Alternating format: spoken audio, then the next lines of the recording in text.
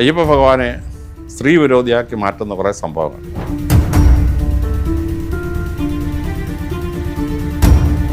നാലാമത്തെ അയ്യപ്പനാണ് എരുമേലിയിൽ വന്നിട്ട് നാട്ടുകാരെ ശല്യം ചെയ്തിരുന്ന കാട്ടരുമയെ കൊല്ലുന്നത്. കാട്ടരുമയെ കൊന്ന വാൾ കണ്ടിട്ടുണ്ട്. ഇപ്പോഴും വാളവിടെ സൂക്ഷിക്കുന്നുണ്ട്. ശബരിമല ക്ഷേത്രത്തിലെ ഉത്സവം കഴിഞ്ഞ് അവിടുത്തെ വേസ്റ്റ് പ്രോഡക്ട്സ് കത്തിച്ചു. അതിൽ നിന്നാണ് ആ ക്ഷേത്രത്തിന് രാത്രിയിൽ തീ പിടിച്ചതെന്നാണ് കരുതപ്പെടുന്നത്. എന്തായാലും ശരി, ആ ക്ഷേത്രം കത്തി. ഒരു ക്ഷേത്രം ഉണ്ടാകുമ്പോൾ അതിൻ്റെ ആചാരങ്ങൾ പല പല നൂറ്റാണ്ടുകളിൽ നിന്നുണ്ടാവും. അതൊരു കുടുംബത്തിൻ്റെയോ ഒരു രാജാവിൻ്റെയോ അല്ല. ശബരിമലയിലെ കുറേയേറെ ആചാരങ്ങൾ ആദിവാസികളുടെ ആചാരങ്ങളാണ്. ജൈന ഭഗവാനും ബുദ്ധ ഭഗവാനും വിവാഹം കഴിച്ചവരാണ്, മക്കളുണ്ടായിരുന്നു. പക്ഷെ ഭാര്യയെ ഉപേക്ഷിച്ച്, അപ്പോൾ ശാസ്താ പ്രതിഷ്ഠയുള്ള ഓരോ സ്ഥലത്തും ഓരോ ഭാവത്തിലാണ് ശാസ്താവിനെ ആരാധിക്കുന്നത്. അതിൻ്റെ ഭാഗമായി ചിലയിടത്ത് ഭാര്യയുണ്ട്, ചിലയിടത്ത് യൗവനമാണ്, ചിലയിടത്ത് ബാലകനാണ്. യുവതികൾ സാധാരണ പോകാറില്ല. കാരണം ശബരിമലയിൽ വെച്ച് ലൈംഗിക വീഴ്ച ഉണ്ടാകുന്നത് പാപമാണ്. ഓരോ ഉത്സവം കഴിയുമ്പോഴും 50-ലേറെ പേർ അവിടെ വെച്ച് ഹാർട്ട് അറ്റാക്കായിട്ട് മരിക്കും. അത്രയും മല കയറുന്ന ആരോഗ്യത്തിന് പ്രശ്നമാണ്. ശരിക്കും ശ്വസിക്കാൻ പറ്റില്ല ഉന്തും തള്ളിനിടയ്ക്ക്. ഇപ്പോഴത്തെ സീസൺ തുടങ്ങിയിട്ട് 8 ദിവസമായിട്ടുള്ളൂ, 9 പേര് മരിച്ചു. 1 പെർ ഡേ മരിച്ചുകൊണ്ടിരിക്കുകയാണ്. കഴിഞ്ഞ കൊല്ലം 52 പേര് മരിച്ചു. ചിലർ മലയുടെ മുകളിൽ വെച്ച് മരിക്കും, ചിലർ താഴെ വന്ന് യാത്ര തുടങ്ങുമ്പോൾ മരിക്കും. തിരിച്ച് വീട്ടിൽ ചെല്ലുന്ന ശവമായിട്ടാണ്. മകരസംക്രാന്തിക്ക് തിരുവാഭരണം കൊണ്ടുപോകുമ്പോൾ തിരുവാഭരണത്തിന് വരി വരിച്ച് അതിനെ സ്വീകരിക്കുന്നതിൽ ഒരുപാട് ക്രിസ്ത്യൻ കുടുംബങ്ങളുണ്ട്. ആദ്യകാലത്ത് തിരുവാഭരണം കൊണ്ടുപോയിരുന്നത് തുമ്പൂൺ വഴിയായിരുന്നു. ഞങ്ങളുടെ വീടിൻ്റെ മുമ്പിൽ വെച്ചിട്ട് പോകുമായിരുന്നു. പിന്നെ അത് കുളനട വഴി പോകുന്ന ആറന്മുള വഴി പോകുന്ന റൂട്ടിലേക്ക് മാറ്റുകയായിരുന്നു.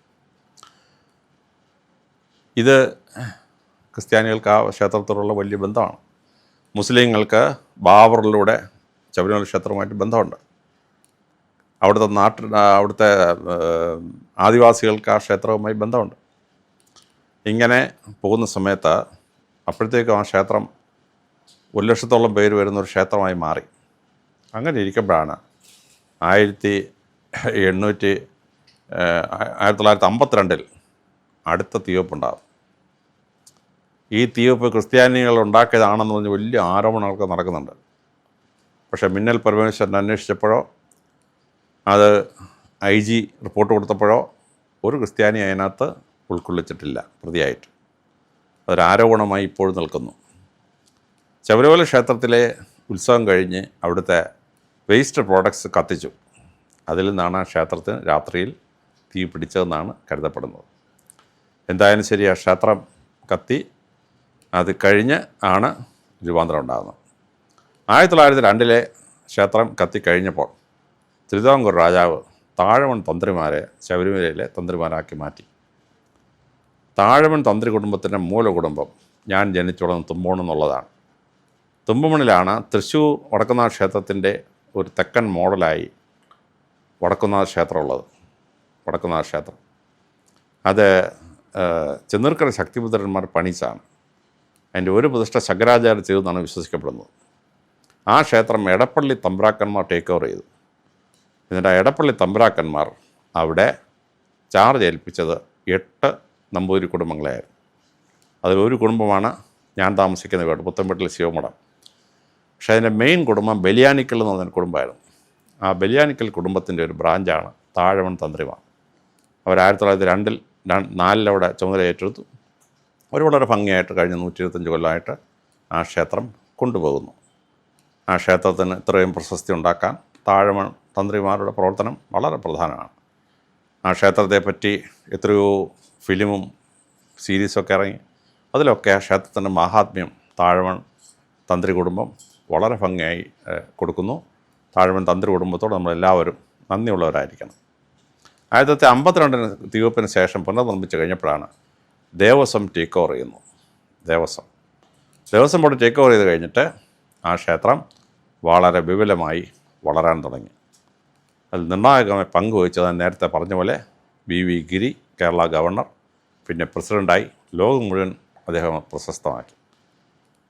MKK നായർ FACT ഉണ്ടാക്കിയ മഹാനായ മനുഷ്യൻ. അദ്ദേഹം ഇന്ത്യ മുഴുവൻ ശബരിമല ക്ഷേത്രത്തിന് പ്രശസ്തി ഉണ്ടാക്കി. 21ാം നൂറ്റാണ്ട് ടേക്ക് ഓവർ ചെയ്തതോടുകൂടി അവിടെ 1.25 കോടി ജനങ്ങൾ വരുന്നൊരു ക്ഷേത്രമായി ഇപ്പം മാറിയിരിക്കുകയാണ്. ഒരു ക്ഷേത്രം ഉണ്ടാകുമ്പോൾ അതിൻ്റെ ആചാരങ്ങൾ പല പല നൂറ്റാണ്ടുകളിൽ നിന്നുണ്ടാവും. അതൊരു കുടുംബത്തിൻ്റെയോ ഒരു രാജാവിൻ്റെയോ അല്ല. ശബരിമലയിലെ കുറേയേറെ ആചാരങ്ങൾ ആദിവാസികളുടെ ആചാരങ്ങളാണ്.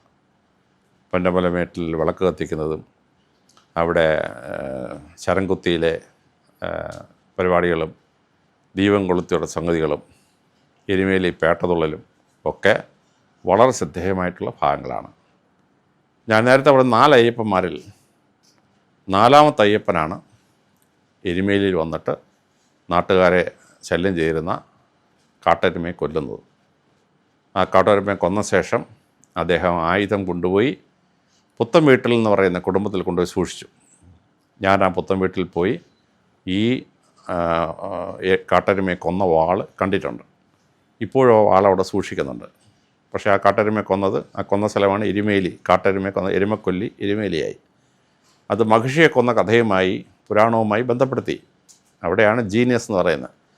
ഒരു ചരിത്ര സംഭവത്തെ, ഹിസ്റ്റോറിക്കലായ ഒരു സംഭവത്തെ പുരാണവുമായി കണക്ട് ചെയ്യുക.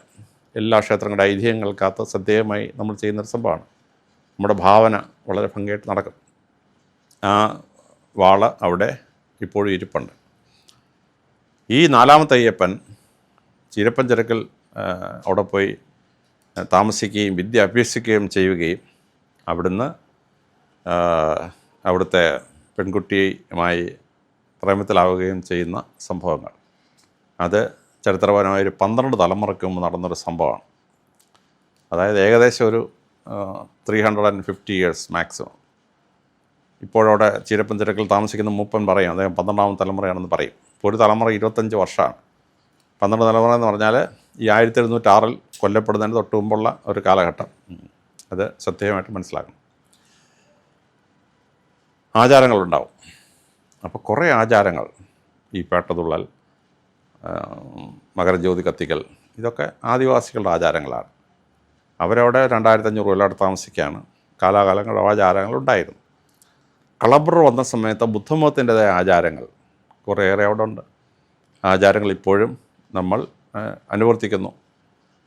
കറുത്ത വസ്ത്രം ധരിക്കുകയും അവിടെ പോകുന്ന നമ്മുടെ 41 ദിവസത്തെ വ്രതം, അതിൽ സെക്സ് പാടില്ല, മദ്യം കഴിക്കാൻ പാടില്ല തുടങ്ങിയ സംഗതികൾ പലതും ബുദ്ധമതത്തിൻ്റേതാണ്. കുറച്ച് ജൈനമതത്തിൻ്റേതാണ്. അത് AD 6ാം നൂറ്റാണ്ട് വരെ. അപ്പോൾ അതിനു മുമ്പുള്ള കൊച്ചരവയുടെ ആരാധനയുണ്ട്. പിന്നീട് വന്ന പാണ്ഡ്യന്മാരവിടെ കാളി ഭഗവതിയെ പ്രതിഷ്ഠിച്ചു. അവിടെ പരമശിവൻ്റെ പ്രതിഷ്ഠ ഉണ്ടായി.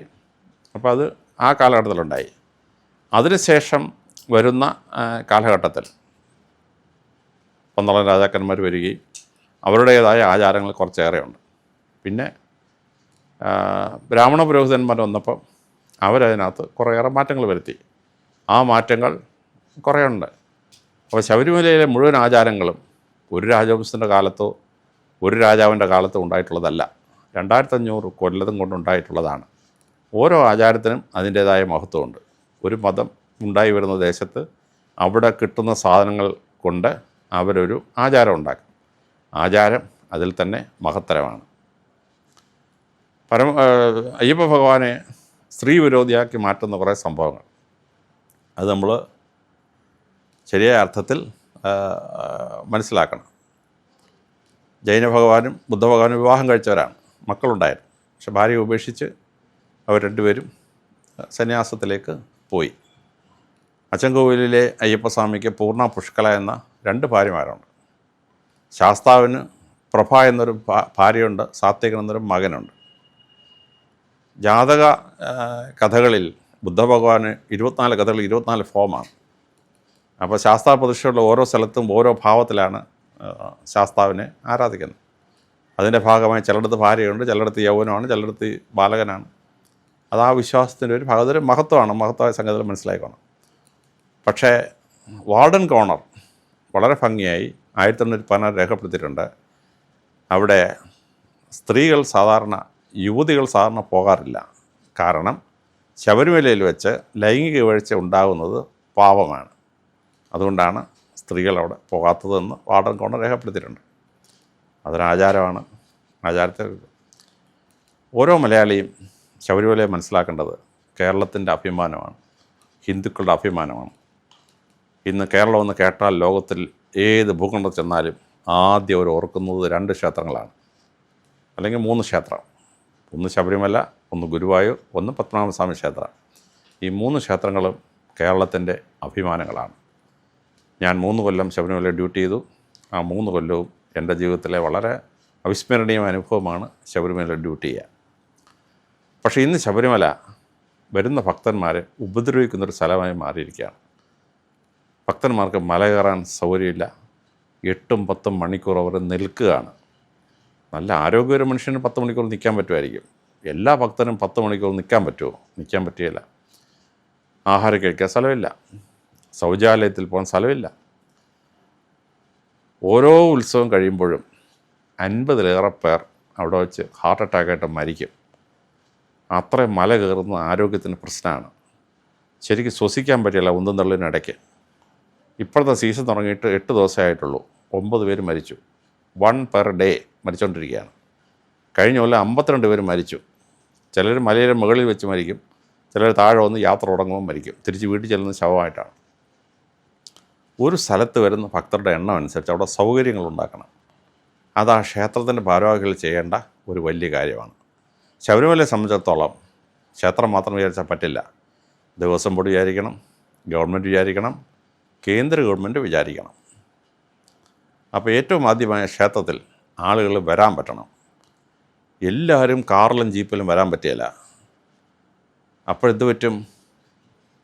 1.25 കോടി ആളുകൾ വരുമ്പോൾ ആ റോഡിന് താങ്ങാൻ പറ്റാത്തവണ്ണം ആളുകൾ വരികയാണ്. നിലയ്ക്കലോട്ട് പമ്പ വരെ ഭയങ്കര തെള്ളും ബഹളവും പരിതാപകരമായ അവസ്ഥയാണ്.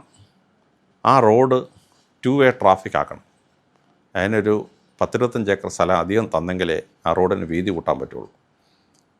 അപ്പോൾ കാട് തരത്തില്ല എന്ന് പറഞ്ഞാൽ വീതി കൂട്ടാൻ പറ്റും, വണ്ടി തിരിച്ചു വരാൻ പറ്റിയില്ല. അല്ലെങ്കിൽ ആ റോഡ് പമ്പയിൽ ചെന്ന ശേഷം മല ചുറ്റി മറു സൈഡിലോട്ട് പോകണം. അങ്ങനെയാണെങ്കിൽ ഒരു 100 ഏക്കർ സ്ഥലം വേണം. ഒരു കാരണവശാലും സ്ഥലം തരത്തില്ല. കാലാവസ്ഥ വ്യതിയാനം ഉണ്ടാവും. ലോകത്തിലെ കാലാവസ്ഥ മുഴുവൻ അവിടുത്തെ 100 ഏക്കറിൽ ഇരിക്കുകയാണ് എന്ന് പറഞ്ഞ് വാശി പിടിക്കുകയാണ്. കേന്ദ്രം പല ഗവൺമെൻറ് മാറി മാറി ഭരിച്ചു. കേരളം പല ഗവൺമെൻറ് മാറി മാറി ഭരിച്ചു. കേരളത്തിൽ BJP ഒഴിച്ച് എല്ലാ ഗവൺമെൻറ്റും ഭരിച്ചിട്ടുണ്ട്. കേന്ദ്രത്തിൽ എല്ലാ പാർട്ടിയുടെയും ഗവൺമെൻറ്റുകളോട് ഭരിച്ചിട്ടുണ്ട്. സ്ഥലം തരികയില്ല. അതുകൊണ്ട് ട്രാഫിക് വളരെ ബുദ്ധിമുട്ടാണ്. ഇനി ഇത്രയും പേർ കാറിലും ജീപ്പിലും വരാതിരിക്കണമെങ്കിൽ റെയിൽവേ ലൈൻ വേണം. അയോധ്യ റെയിൽവേ ലൈൻ ഉണ്ടാക്കി, തിരുപ്പതി റെയിൽവേ ലൈൻ ഉണ്ടാക്കി, തഞ്ചാവൂർ റെയിൽവേ ലൈൻ ഉണ്ടാക്കി. ഈ വലിയ സ്ഥലങ്ങൾക്ക് റെയിൽവേ ലൈനുണ്ട്. അപ്പോൾ ചെങ്ങന്നൂരിൽ നിന്നോ അല്ലെങ്കിൽ കോട്ടയത്തു നിന്നോ, കോട്ടയത്ത് എരുമേലി വഴിക്കോ അല്ലെങ്കിൽ ചെങ്ങന്നൂരിൽ നിന്ന് പമ്പയിലോട്ട് ഒരു റെയിൽവേ ലൈൻ പണിയാം. 40 വർഷമായിട്ട് റെയിൽവേ ലൈൻ പണിയല്ല, സ്ഥലം എടുക്കുകയില്ല. ആ റെയിൽവേ പണിയാൻ പറ്റത്തില്ല. റെയിൽവേ ലൈൻ ഉണ്ടെങ്കിൽ ഒരു 8-10 ട്രിപ്പ്, 1 മണിക്കൂറിൻ്റെ ട്രിപ്പ് അങ്ങോട്ടും ഇങ്ങോട്ട് അടിക്കാൻ പറ്റും. ഒരു ദിവസം ഒരു 12 ട്രിപ്പ് അടിക്കാൻ പറ്റും. 12 ട്രിപ്പ് അടിക്കാൻ പറ്റിയാൽ എങ്ങനെ പോയാലും ഒരു 20,000 പേര് ആ ട്രെയിനിലങ്ങ് എത്തും.